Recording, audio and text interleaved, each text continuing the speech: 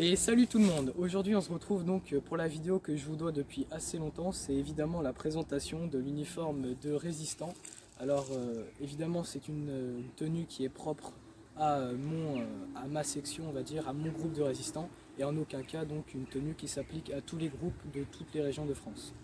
Donc c'est parti, je vous présente ça donc, et on va commencer par la tenue qui est dite de cantonnement, celle qui est simplement de repos.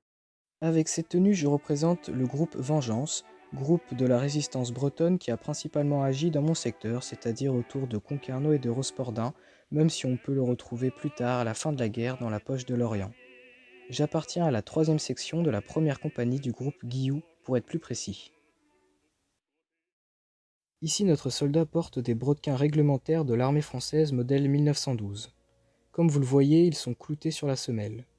Ces brodequins peuvent venir d'un achat personnel du soldat ou bien alors d'un héritage militaire issu de sa famille. Par-dessus les brodequins, nous retrouvons les chaussettes en laine.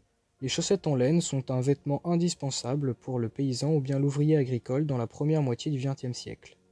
Par-dessus se retrouve le pantalon moleskine, lui aussi emblématique de la première moitié du XXe siècle. C'est un pantalon qui se retrouvait principalement chez les ouvriers agricoles et dans les campagnes, puisqu'il était utilisé comme vêtement de travail.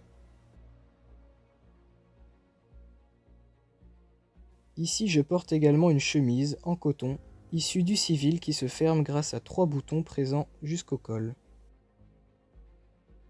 L'ensemble du pantalon est maintenu grâce à des bretelles qui viennent se fixer par 4 boutons à l'avant. À l'arrière, nous retrouvons une martingale qui sert à régler la taille et 2 autres boutons qui permettent de maintenir les bretelles.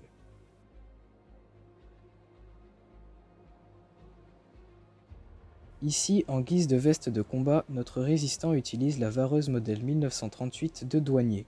Cette veste possède des boutons et des boutons d'épaulette, dits de chasseur alpin. Notre résistant l'utilise principalement pour remplacer la vareuse troupe modèle 38 réglementaire puisqu'elle en est très proche.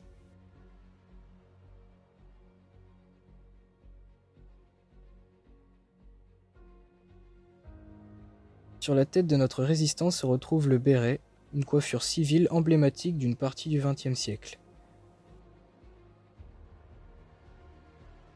En effet, le béret était une coiffure très appréciée, aussi bien par les civils en temps de paix que par les résistants en temps de guerre. Alors, une fois que notre résistant a décidé de faire une action de sabotage par exemple, ou bien une embuscade, il se retrouve donc avec un équipement qui est très militarisé. Comme vous l'avez vu, cette tenue compte un très grand nombre d'équipements militaires. On peut ici retrouver le ceinturon modèle 1914 Troupe, qui est ici issu de la Première Guerre mondiale, comme on le voit à sa teinte très foncée. On peut également retrouver les cartouchières de Lebel, modèle 1888, l'ensemble de 3, donc comme à l'armée, est fixé par le brelage, modèle 1892.